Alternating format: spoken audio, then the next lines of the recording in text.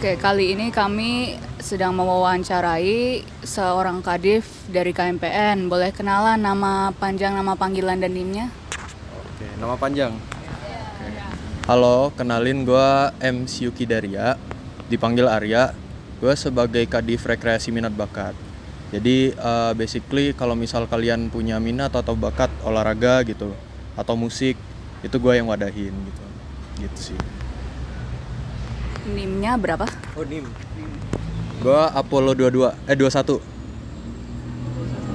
Kandungnya 21. 21. Oke. Kenalin apa satu-satu kayak tadi gitu ya. Oke, sekarang kita perkenalan interviewernya masing-masing. Perkenalkan, nama aku. Oh, ada format apa nih? Biar lama. Boleh. Nama lengkap Athena berapa? Nama lengkap Athena berapa, terus hobinya apa? Maksudnya main olahraga apa gitu atau musik apa gitu. Sama makanan kesukaan. Sama karakter SpongeBob yang disuka. Wow, banyak. Oke. Apa aja nama lengkap? Oke, perkenalkan. Namaku Mariana Beatrice Bangun, biasa dipanggil Maria. Apalagi? Athena berapa? Aku Athena 025. Hobi aku kalau olahraga aku lumayan suka bulu tangkis, tapi akhir ini jarang karena ya gitulah. Gitu. Terus siap.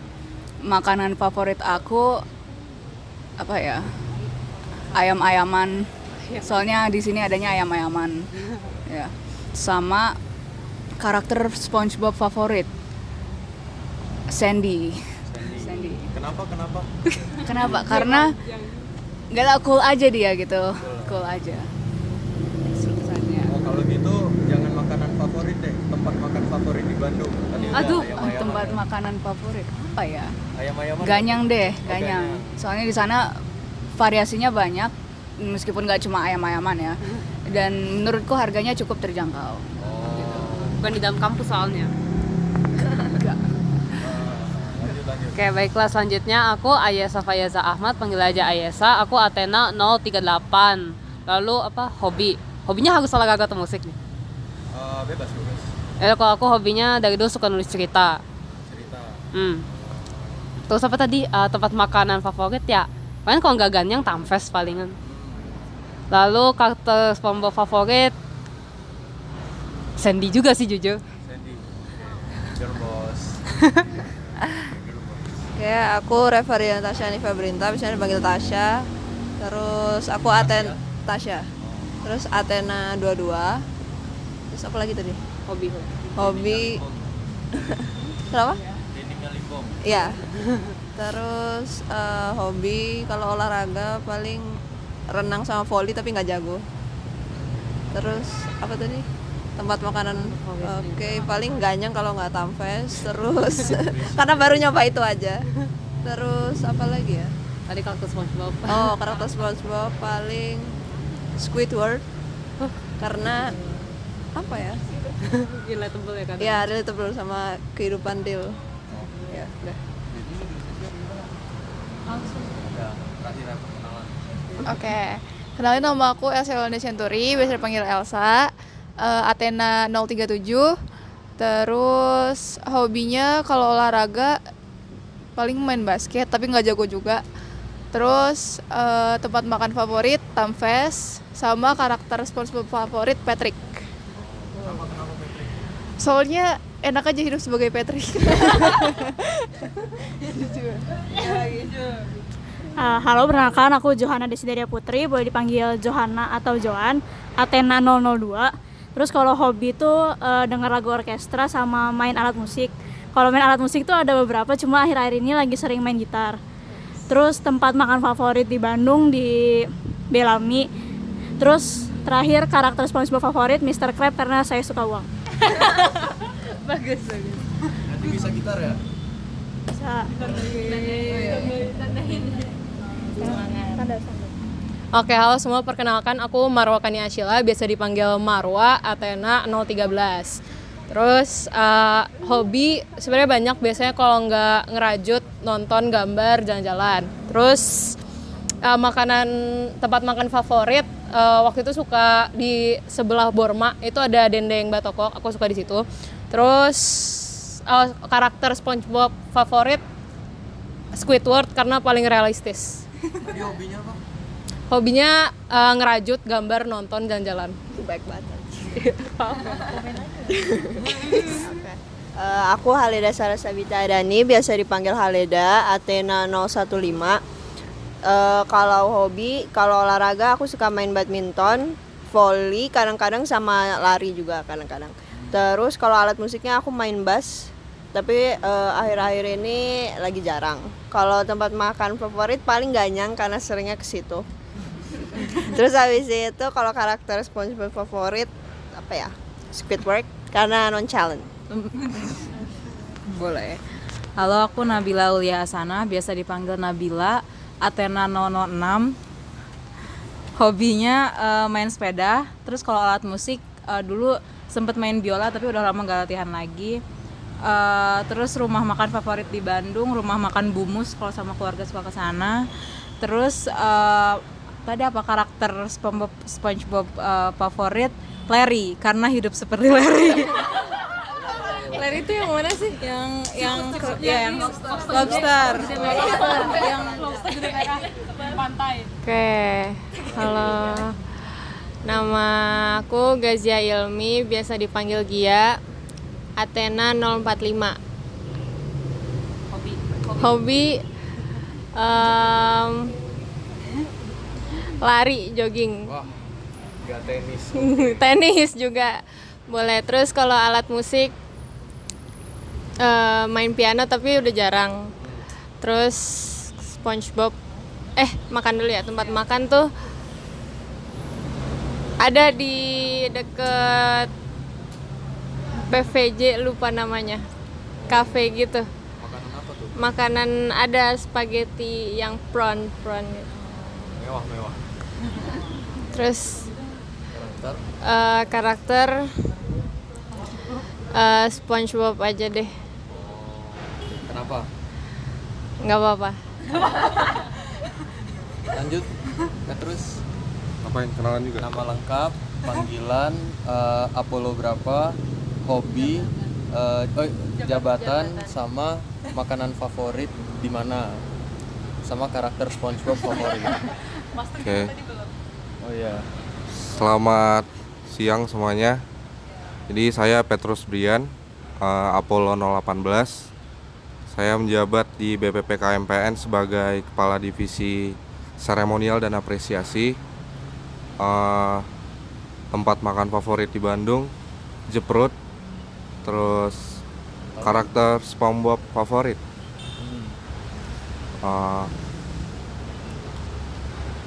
ini si itu. Squidward karena nonchalant. Iya, Squidward dan nonchalant. Terus apa lagi? Hobi. Hobi olahraga. Olahraga spesifiknya bebas. Futsal. Oke. Lanjut ya. Oke, kenalin ulang. Arya, Apollo 21, sebagai kadif dari rekreasi minat bakat. Hobinya itu ya banyak sih. Musik ada, main gitar, nyanyi, sama olahraga itu ada tenis, golf, banyak, bulu tangkis juga main. Sama tempat makan favorit, gue kebetulan suka cafe hopping. Jadi kebanyakan gue kalau makan itu di cafe, atau enggak kalau lagi kuliah itu mostly di Tamfest sih, atau enggak Jeprut. Soalnya deket. Kita di GKUB kan kita kuliahnya.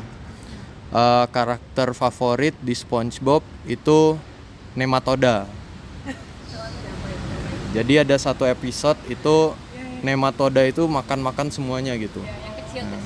Iya. Mereka satu kota dengan power mereka yang rame gitu. Mereka bisa menghabiskan satu kota gitu. Gitu sih. Oke, siap. Sekarang bisa masuk ke pertanyaan bebas ya, pertanyaan random tentang KMPN. Mungkin bisa aku mulai dulu. Pertanyaan aku, kenapa kakak master tuh memilih untuk menjadi kadif divisinya masing-masing? Apa alasannya gitu? Kenapa? Oke. Mau kau dulu, aku dulu, Pet. Oh, boleh. Kalau aku sendiri kenapa sih jadi kadif rekreasi minat bakat? Kebetulan banyak ya, aku mempunyai minat dan bakat yang banyak, cukup banyak lah. Nah, dan aku tuh pengen menyalurkan gitu ke masa-masa KMPN untuk mewadihi mereka. Daripada capek gitu kan, kuliah mulu, kuis mulu, tugas mulu gitu. Ya sedikit-sedikit, sekali-sekali gitu, seminggu sekali itu adalah refreshing dikit gitu, diwadahin sama KMPN. Dan kebetulan juga waktu itu tuh pernah juga jadi nggak jadi deh, gitu aja. Gantung, silakan. Kenapa saya join Kadif ini seremonial dan apresiasi karena ini waktu pemilihan Kadif itu pas pemilu kebetulan saya ditarik sama ketua himpunan si Genio. Nah, dia merekomendasikan saya, terus ya udah akhirnya saya join. Itu. Oh, tadi yang nggak jadi, yang ngegantung ya. Soalnya aku lumayan kenal sama ketua-ketua unit olahraga sama musik di ITB. Jadi kalau misalnya pengen kolaborasi, pengen belajar olahraga baru, itu enak banget. Makanya aku pilih jadi Kadif RMB gitu. Pertanyaan selanjutnya. Aku mungkin mau nanya agak personal. Jadi kira-kira kriteria apa sih yang dibutuhin buat bisa jadi kadif minat bakat sama apresiasi? Terus selama ini kesan pesannya selama jadi kadif itu kayak gimana? Apa tadi yang kedua pertanyaannya? Pesan. Oke. Kalau jadi Kadif RMB sendiri sih nggak ada spesifikasi tertentu ya. Selama lu pengen luangin waktu, boleh ya lu gua ya. Selama lu pengen dan bersedia buat luangin waktu sedikit aja untuk refreshing dan mengadakan acara olahraga atau musik bareng gitu bersama masa KMPN itu udah cukup. Untuk kesan dan pesan sih terkait selama jadi ketua divisi RMB asik-asik aja sih, karena ya emang divisinya asik-asikan aja gitu. Kalau dari divisi seremonial dan apresiasi, spesifikasinya itu mungkin harus banyak pengalaman di ngurus acara-acara besar gitu. Nah, terus buat kesan pesannya emang awal-awalnya itu emang berat, nyusun proposal, nyari sponsor sama nyusun RAB.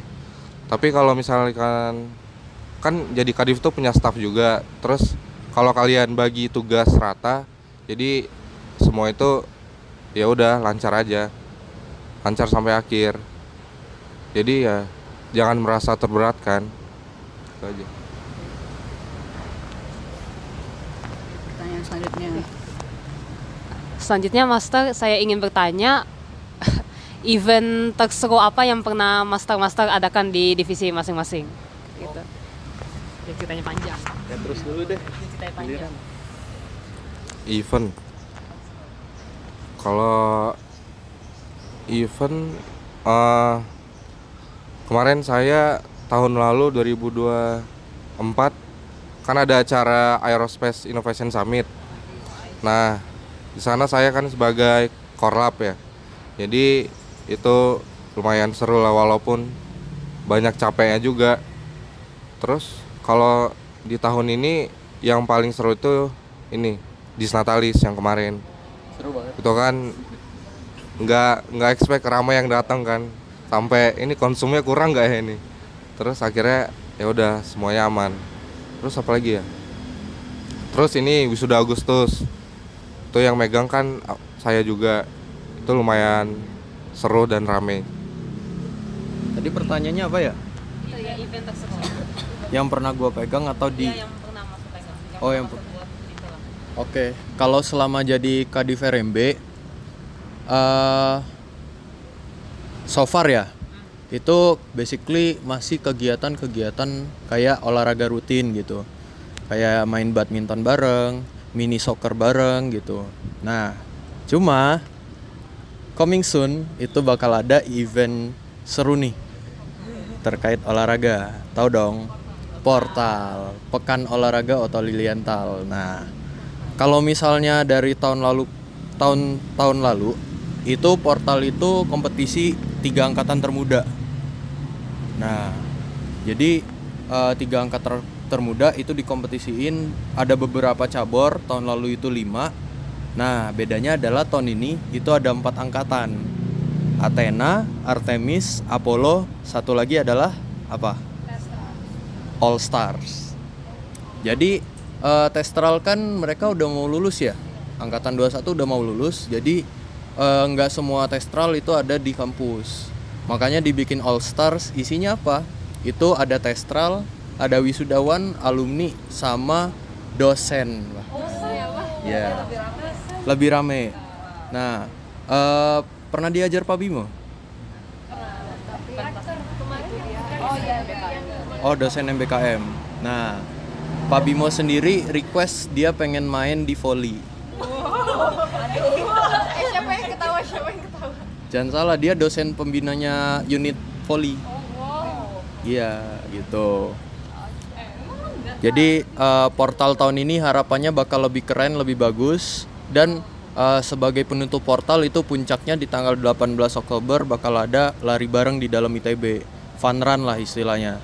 Itu bakal bareng alumni, dosen, dan juga ngajak himpunan-himpunan lain juga rencananya gitu. Itu sih rencananya. Siapa mau nanya? Mau nanya kalau misal ini gimana ya? Di divisi masing-masing dari master tuh ada kayak rutinitas gitu gak? Maksudnya kayak dipatokin per minggunya atau per bulannya ada berapa dan apa aja acaranya? Berarti nanya proker ya? Iya. Divisi. Iya, semacam gitu. Kalau divisi seremonial, prokernya itu ada 7. Apa aja emang yang nggak boleh? Boleh lah. Prokernya itu ada 7. Yang pertama wisuda Agustus, terus disnatalis,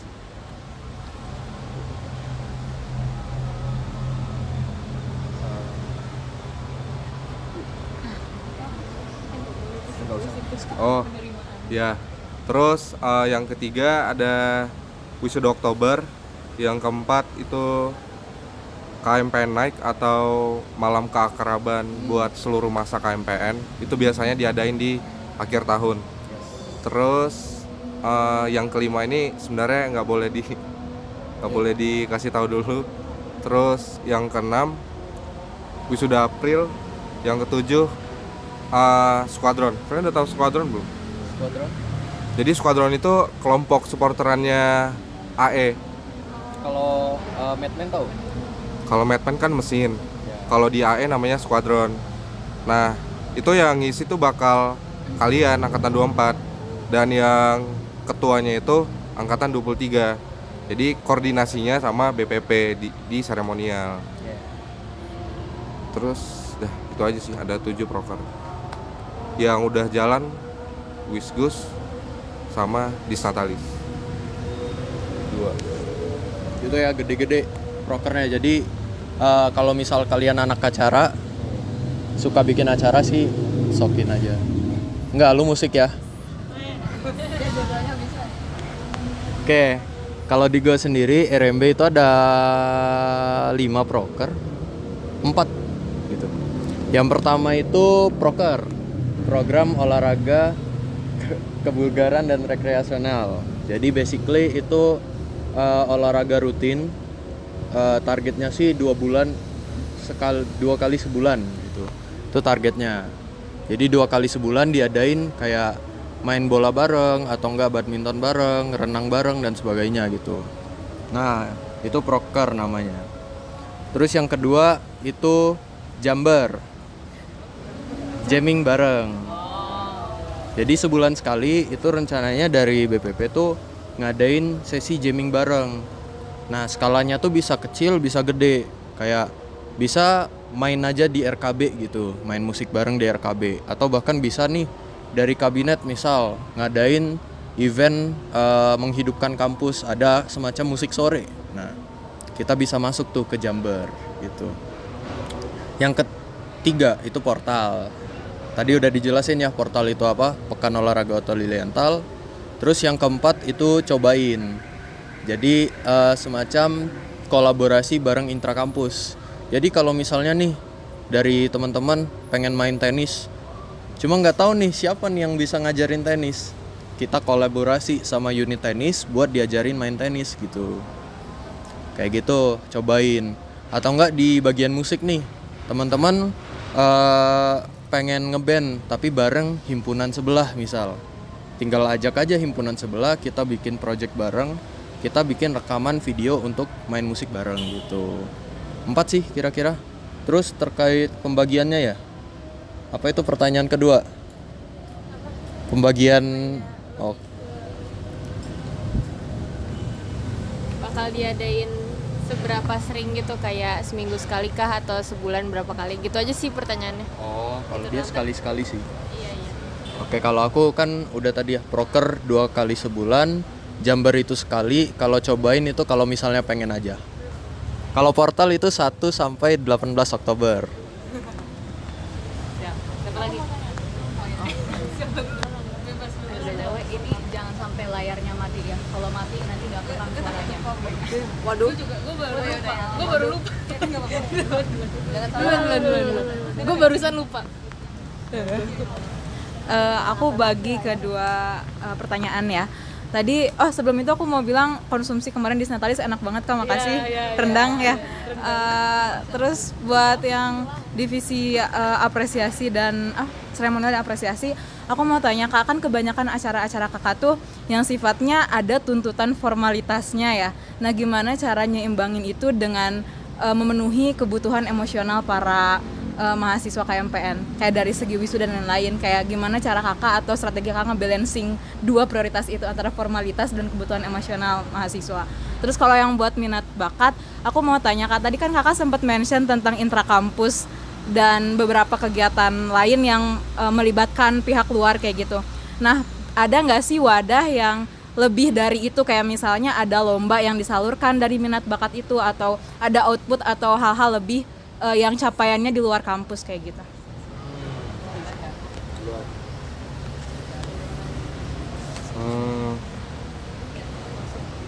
Sorry, tadi kalau formalitas maksudnya contohnya gimana? Contohnya kan kayak misalnya kalau wisuda itu kita memang itu kan memang budaya dan turun temurun, kayak udah ada standarnya tertentu. Dan formalitas di sini maksudnya ya selain pasti nggak tahu ya, aku sering pegang acara dan suka tolak ukurnya tuh gimana caranya acaranya tuh sebaik mungkin dilihat oleh semuanya gitu. Sedangkan apresiasi kan lebih dari itu, kayak kita melibatkan emosional mahasiswa yang terlibat di acara itu, yaitu apresiasi untuk mahasiswa yang lulus dan sebagainya. Nah, ngebalancing dua tuntutan besar itu kayak gimana gitu? Sebenarnya kalau saya sendiri kalau tentang formalitas itu cuek aja. Jadi lebih ke acara buat enjoy aja, buat mengapresiasi wisudawan, contohnya kalau Wisgus atau yang lain. Tapi kalau misalnya acara buat kayak itu di Snatalis sama KMPN Naik, mungkin formalitasnya itu ya ini ya, interaksi sama dosen atau buat ngundang alumni atau dosen atau himpunan lain, ya udah itu sesuai dengan alurnya aja. Jadi nggak usah ada gimana ya, segan-segan atau gimana gitu, jadi enjoy aja. Jadi Kakak ngeprioritasin aspek emosionalnya aja tersampaikan seluruh Iya, keluarganya. formalitas itu belakangan aja. Tadi pertanyaannya apa? Yang tadi minat bakat kan masih intrakampus, kalau ekstra kampusnya kayak pernah lomba keluar kan ngirimin dan wadahnya kayak gimana? Oh, oke. Khususnya di minat bakat ya.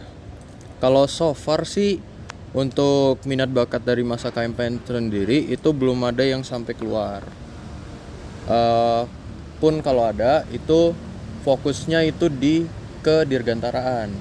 Nah, mungkin kalau kalian lihat di strukturnya BPP itu ada bagian kedirgantaraan. Nah, mereka itu ada yang fokusnya di penyebaran kalau misal ada lomba atau misalnya ada study case, lomba study case gitu. Nah, itu mereka yang nyebar dan mostly di sana sih urusannya gitu.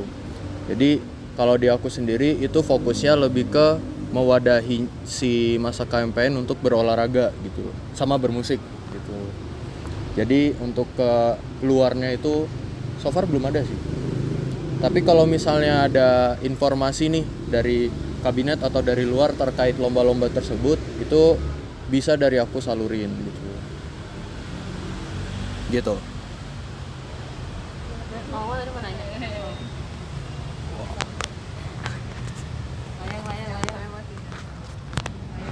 Oke, mau tanya, kalau dari master-master kan prokernya kan emang event based gitu kan, dan kalau misalnya lihat dari masa KMPN sendiri kan relatif dikit dibandingkan dengan himpunan lainnya. Itu gimana caranya merangkul dan melibatkan semua masa biar ikutan event-event gitu?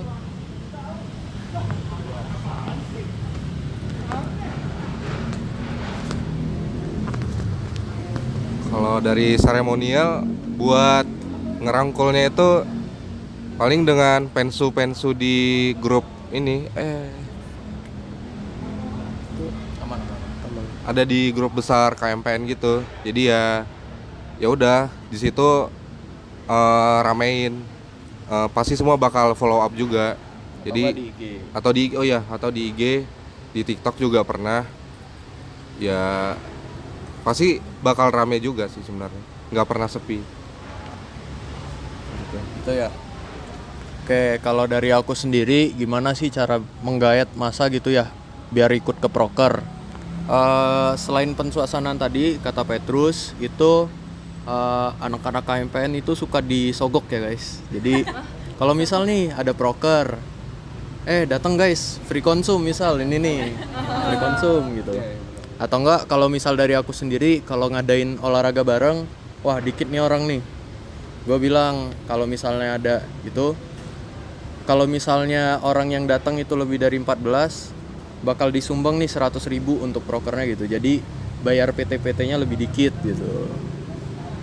Nah, ada salah satu trik lagi adalah kadang kalau misalnya ngadain event, masa ketemunya anak-anak KMPN mulu sih gitu. Nah, makanya di-collabin nih sama intrakampus biar kenalan sama yang lain. Misal bukan main tenis bareng sama unit tenis gitu kan. Gak cuma sama unit tenis aja, kita incer nih siapa ya, MTI misal gitu. Kita ngajak collab sama MTI, KMPN dengan unit tenis nih, main tenis bareng gitu. Kan seru gitu, otomatis orang yang datang banyak, kayak gitu sih.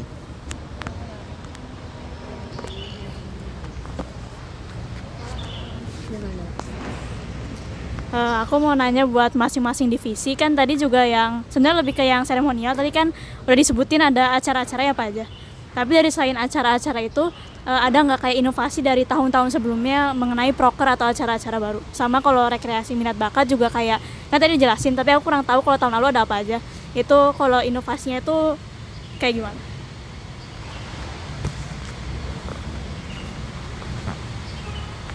Kalau inovasi dari seremonial dan apresiasi ada baru di tahun saya. Inovasi saya itu bikin kelompok superteran yang tadi, yang squadron. Itu baru di tahun ini. Terus udah sih itu aja. Oh iya, tadi ada kelupaan proker. Jadi setiap minggu yang masa KMPN yang ulang tahun itu diucapin di grup besar. Jadi kayak ya itu bentuk apresiasi lah. Terus juga ada namanya Master of the Month. Jadi itu bentuk apresiasi pada salah satu masa KMPN yang aktif. Paling aktif di himpunan. Terus Master of the Year juga ada. Paling aktif itu biasanya kandidatnya ada 3. Jadi di tiap akhir tahun ada di apresiasi gitulah. Itu aja sih. Ya, itu di IG KMPN. Oke, kalau aku sendiri inovasinya dibanding tahun lalu ya. Kalau aku untuk portal tadi udah disebutin, kalau tahun lalu itu kita nggak ngundang dosen sama alumni. Jadi anak-anak AE aja yang masih aktif gitu. Sedangkan sekarang itu udah kita ngundang alumni, dosen, dan bahkan untuk fundranya sendiri masa umum kan gitu. Nah, dari cabornya juga bertambah. Kalau tahun lalu itu 5, kalau sekarang itu ada 7 gitu. Futsal, basket, badminton, FIFA, Mobile Legend, biliar, sama satu lagi fun run, 7 gitu. Nah, sama kalau di AU sendiri inovasi satu lagi itu terkait band himpunan gitu. Jadi kan kalau tahun-tahun lalu itu band himpunan itu mereka berdirinya sendiri-sendiri ya. Mereka diwadahin oleh diri mereka sendiri kalau misalnya pengen latihan dan sebagainya. Cuma di tahun ini kalau dari aku usahainnya itu band-band himpunan itu diwadahin juga sama kami. Salah satunya itu ada namanya band Lightspeed kalau teman-teman kenal. Nah, itu rencananya bakal jadi band resminya dari KMPN. Jadi kalau himpunan-himpunan lain tahu nggak ada band himpunan gitu? Oh, SDHMT. Terus kalau di geologi itu ada Musanggea gitu. Kelautan AK47. Nah, di KMPN pengennya ada juga gitu. Band himpunan yang dikenal gitu sama masa umum, Lightspeed gitu. Jadi kalau misalnya Anda tertarik dengan musik jazz atau pop khususnya, itu bisa daftarin audisi Lightspeed. Itu diwadahin juga sama RMB gitu.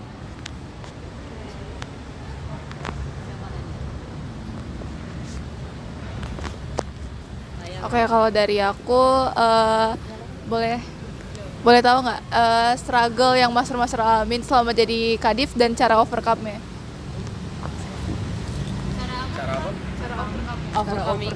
Menghadapinya. Oh, cara menghadapinya. Oke, kalau misal aku sendiri sih struggle paling gede itu kalau misalnya jadi kan sebagai ketua divisi itu sebisa mungkin tidak turun langsung dalam pelaksanaan prokernya. Jadi fokus di perancangan poker, lalu yang melaksanakannya itu staff. Nah, struggle kalau misalnya waktu pelaksanaan proker udah dirancang nih prokernya, tanggalnya udah fix, orangnya udah ada, tiba-tiba staffnya ngilang gitu. Nah, itu bakal menjadi struggle kalau misalnya staffnya ngilang. Gimana sih cara overcome staff yang hilang? Ya turun langsung gitu. Jadi mau nggak mau dari kadif atau bahkan kalau misalnya dari aku juga nggak bisa, dari ketua bidang si Michelle Naftali, Miceng kalau dipanggil. Jadi bakal turun langsung untuk ke program tersebut. Untungnya adalah kalau misalnya di divisi aku program-programnya itu nggak terlalu gede kecuali portal. Jadi kalau misalnya si staff tersebut gak aktif, ya udah dari ini bisa aja, nggak terlalu sulit gitu. Mungkin beda kalau di kasusnya si Petrus. Kalau saya sendiri udah pernah ngalamin struggle ya. Itu di Wisuda Agustus. Kan Wisuda Agustus ini diumuminnya tiba-tiba ya dari pusat. Nah, terus ternyata tiap himpunan tuh harus ya adain itu. Nah, jadi kan itu bukan bagian proker saya juga sebenarnya, tapi tetap saya laksanakan. Terus struggle-nya itu di nyari buat LO wisudawan. Nah, kebetulan staff saya juga nggak ada ya di situ, kan itu proker baru juga. Jadi saya sendiri yang turun langsung buat cari LO itu. Tapi dengan kekuatan saya, jadi saya berhasil ngumpulin berapa ya, 20 LO gitulah buat wisudawan. Jadi ya semua lancar-lancar aja. Terus sekarang lagi progres bikin nggak ada progres. Jadi ya itu aja sih struggle-nya, sama menghadapinya itu ya turun sendiri biar kelar gitu.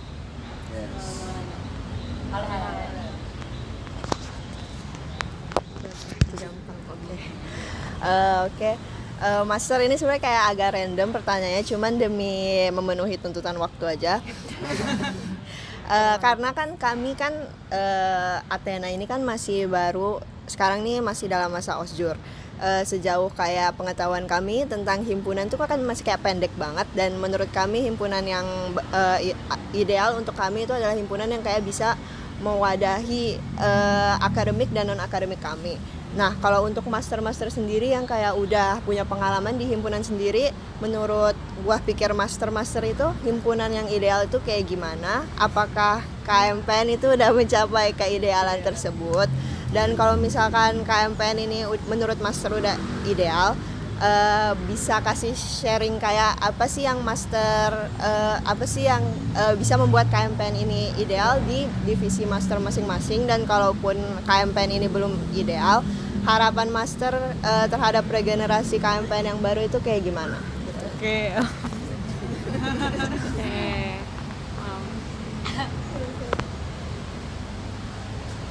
Kamu duluan nggak?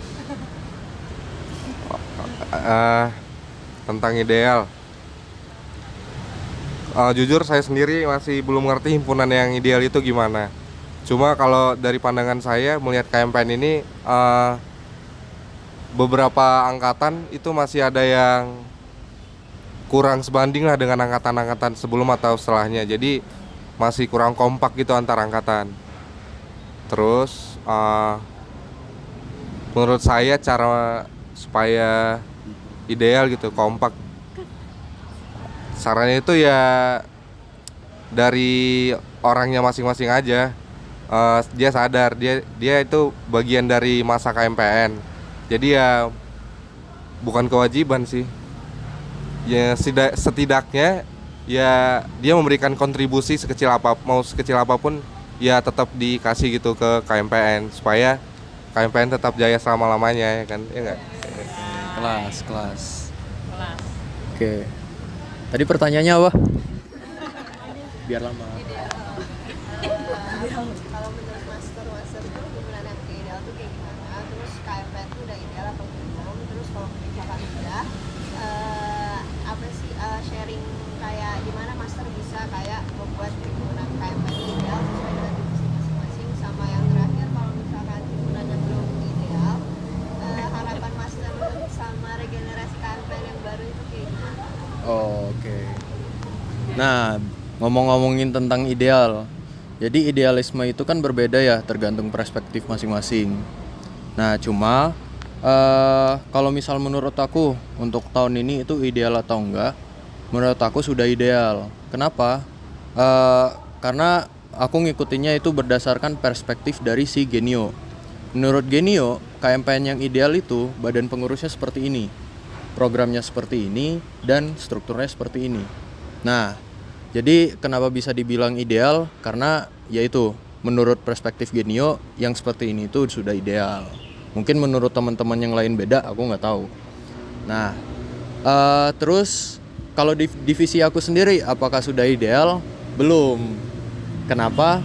Karena mostly masa KMPN itu belum lah, nggak 100% terwadahi minat dan bakatnya. Ada yang punya minat di kesenian, itu aku nggak wadahin gitu. Jadi so far sih masih di olahraga dan juga musik gitu. Dan itu pun sudah aku wadahin, cuma karena ada perbedaan jadwal, perbedaan minat dan sebagainya, nggak semua masa itu bisa diwadahin setiap waktu gitu loh. Makanya untuk program-program yang aku bikin itu beda-beda biar setara lah. Namun kan itu belum ideal lah istilahnya, karena ada yang pengennya mini soccer setiap minggu, cuma nggak bisa tentu diwadahin gitu.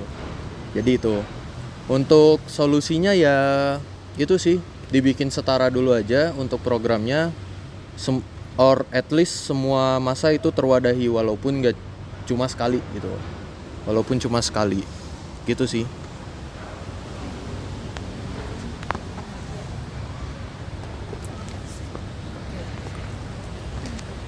Aku ada pertanyaan lagi nih untuk master-master. Kita kan sebagai mahasiswa teknik dirgantara tentunya tuntutan akademiknya tidak sedikit. Nah, bagaimana cara master-master tuh menyeimbangkan lah tuntutan akademik, kewajiban akademik kayak seperti tugas-tugas, PR atau proyek-proyek lainnya dengan kewajiban master sebagai kepala divisinya. Dan ada satu pertanyaan lagi, pernah nggak merasa menyesal atau apa gitu kenapa menjadi kadif ini, atau kayak kenapa nggak menjadi yang lain gitu? Oke. Untuk pertanyaan 1 tadi apa? Bagaimana cara menyeimbangi Oh. kewajiban akademik dengan tuntutan sebagai kepala divisi? Oke. Jadi untuk akademik di KMPN sendiri itu kan mereka sangat objektif ya. Mereka nggak ada praktikum, tugas kelompoknya juga nggak terlalu banyak gitu. Jadi fokus pada penilaian masing-masing gitu.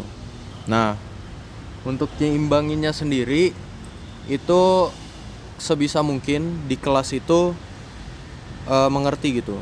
Jadi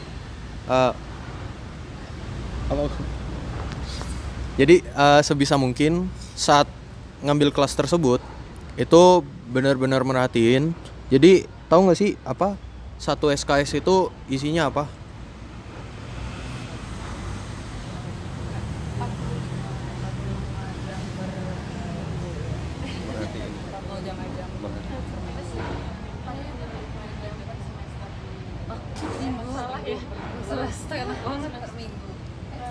Jujur lupa, tapi ada istilahnya itu dijelasin juga waktu sama dekan atau siapa gitu. Satu SKS itu merupakan pembagian waktu nggak cuma belajar di kelas, tapi belajar di luar juga gitu. Sebisa mungkin yang belajar di luar itu nggak dipakai untuk yang non akademik, yaitu berorganisasi gitu. Sedangkan yang sisanya itu yang di kelas itu beneran dipakai secara betul-betul gitu. Nah, dengan kayak gitu kan enaknya adalah karena kita nggak ada praktikum, nggak ada tugas kelompok, mostly setelah kelas pulang makan tidur gitu kan. Nah, jadi sebisa mungkin di kelas itu beneran memahami, memperhatii. Jadi setelah keluar kelas itu nggak perlu lagi buat belajar ulang gitu. Sisanya untuk fokus di yang organisasi kayak gitu sih. Pertanyaan kedua? Pernah merasa menyesal nggak menjadi kepala divisi atau kayak mau pindah ke yang lain? Oke. Kalau aku sendiri sih jujur tidak menyesal ya kalau ngambil divisi RMB. Karena ini divisinya sangat asik guys gitu. Jadi teman-teman dari masa KMPN ngobrol ke akunya juga asik. Jadi misal Arya adain ini dong, olahraga ini dong. Oke siap gitu, diadain gitu. Jadi nggak seformal itulah untuk divisi aku, dan which is itu aku suka yang informal seperti itu gitu. Kalau saya sendiri nyeimbangin tugasnya itu ya saya bodo amat mengenai mau tugas divisi atau tugas kuliah. Yang penting itu yang mudah dulu kerjain. Mau itu lebih mudah akademik kayak lebih susah organisasi kayak, yang penting yang mudah dulu. Terus nanti akhirnya ke yang susah. Terus pernah nyesel atau enggak pernah nyesel.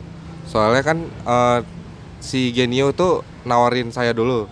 Saya ini diskusi dulu dengan Kadif sebelumnya tentang proker-prokernya dengan segala pertimbangan. Ya udah, saya ambil dan belum menyesal buat ngambil itu. Belum ya. Dan tidak akan. Ya, oke.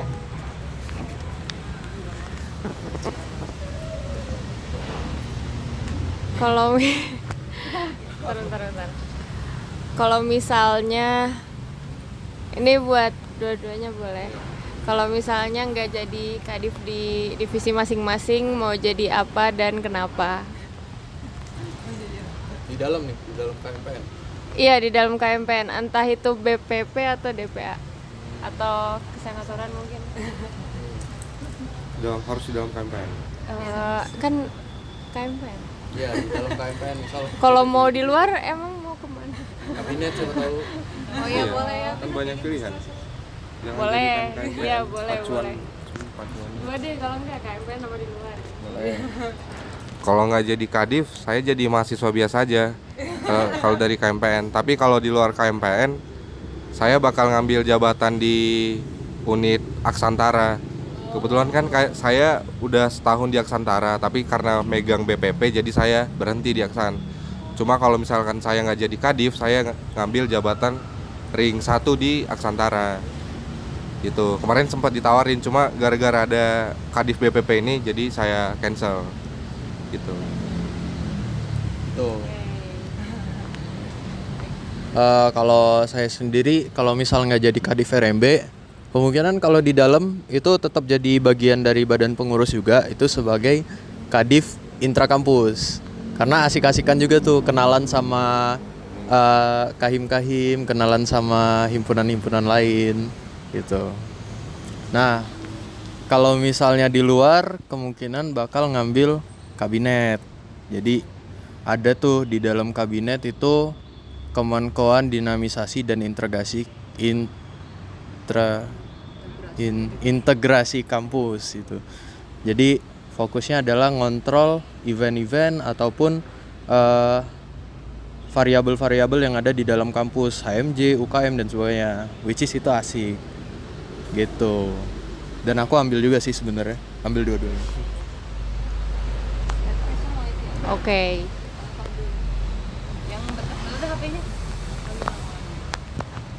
Oke, mau tanya aja, kan berarti udah cukup lama di himpunan dan KMPN. Dan kalau di ITB sendiri kan himpunan tuh prioritasnya cukup tinggi kan dibandingkan sama yang lain. Pernah nggak sih ngerasa capek ataupun jenuh ataupun burnout berorganisasi atau berhimpun atau di KMPN-nya sendiri gitu? Dan gimana caranya ngebalikin biar bisa tetap ya semangat lagi?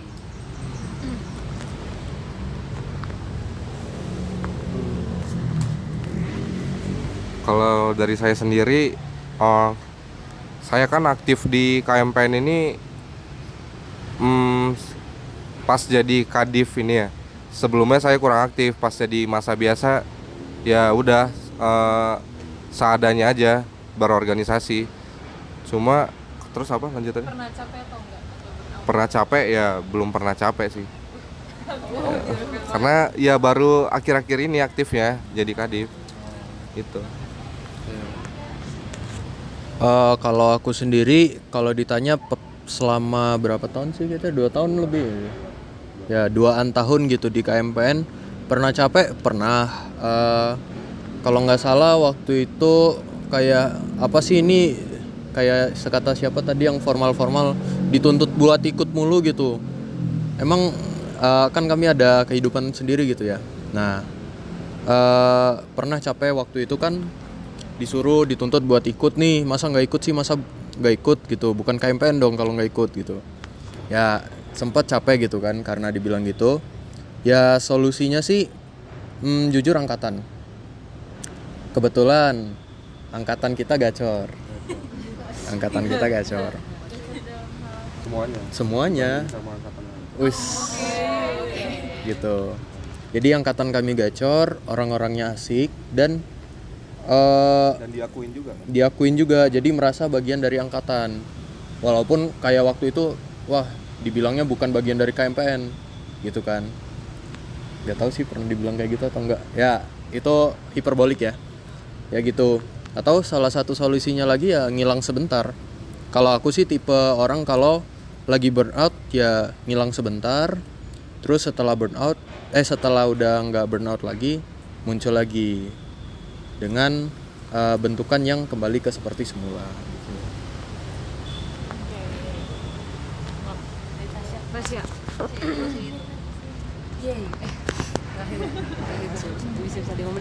Jadi kan selama master-master ini berhimpun dan berorganisasi itu kan pasti it's all about dedication, kayak apa yang master-master berikan ke KMPN. Nah, kira-kira dari situ tuh selama ini apa aja sih kayak benefit yang kayak efek ke kehidupan master-master selama ini dari berhimpun terus menjabat menjadi kadif di masing-masing divisi. Tadi apa yang efek ya? Iya, efek apa gitu? Oke, jujur kalau semenjak masuk KMPN itu dari segi akademik itu kurang ngaruh sih, jujur ya. Ya karena ada divisi akademik ya, tapi selama ada tutor itu nggak pernah ikut, ya itu salah saya juga kan. Ya, cuma kalau ditanya dari segi soft skill itu sangat berpengaruh.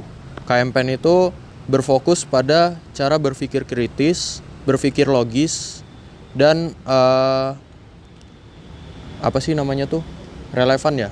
Jadi ucapan yang kamu bilang itu harus relevan dan sesuai gitu. Jangan memasukkan emosi gitu ke dalam kata-kata gitu.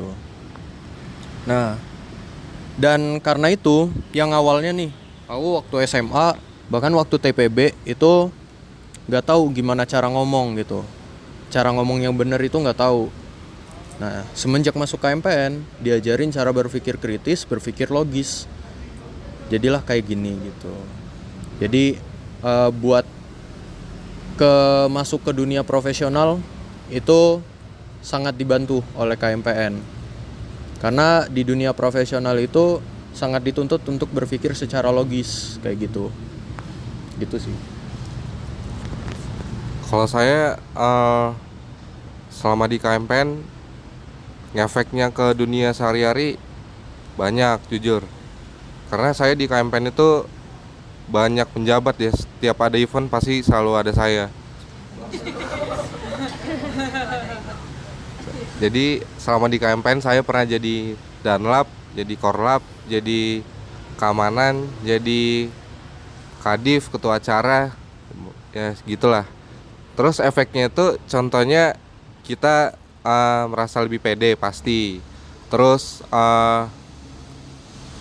pola pikir kita juga makin improve. Gimana cara bikin sesuatu, gimana cara ngatasin sesuatu. Terus apa lagi ya? Koneksi paling penting tuh. Jadi makin banyak koneksi di luar himpunan. Terus ke alumni juga makin nambah koneksinya. Gitu sih.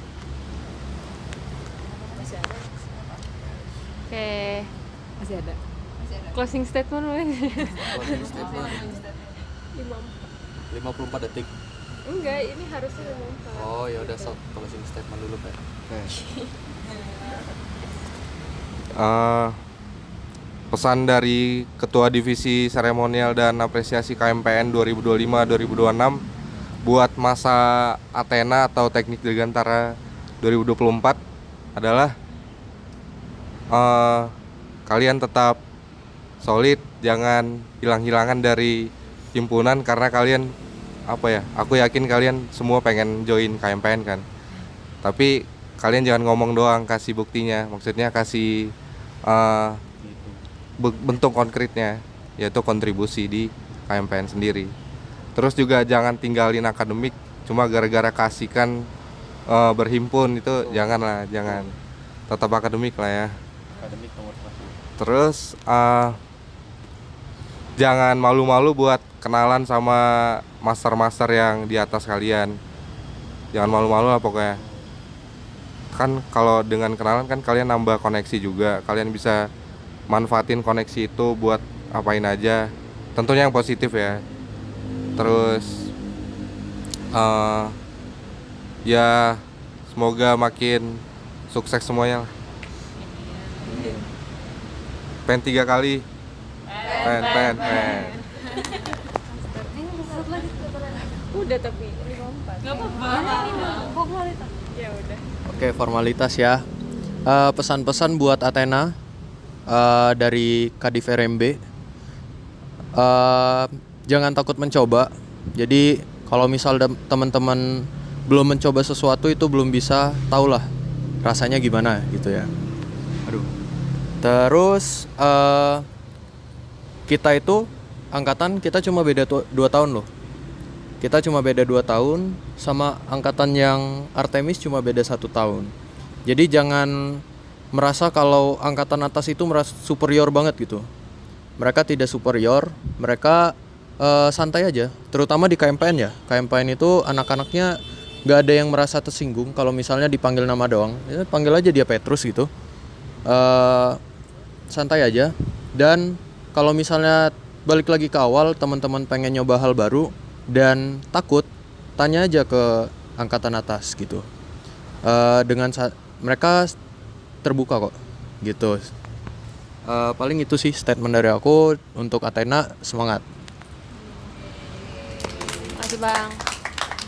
Makasih Master. Jadi sekian wawancara kami bersama master-master Kadif Apresiasi dan Kadif Minat dan Bakat. Seremonial, sorry. Maaf. Seremonial dan Minat dan Bakat. Terima kasih telah mau meluangkan waktu bersama kami. Semoga sehat selalu. Men 3 kali.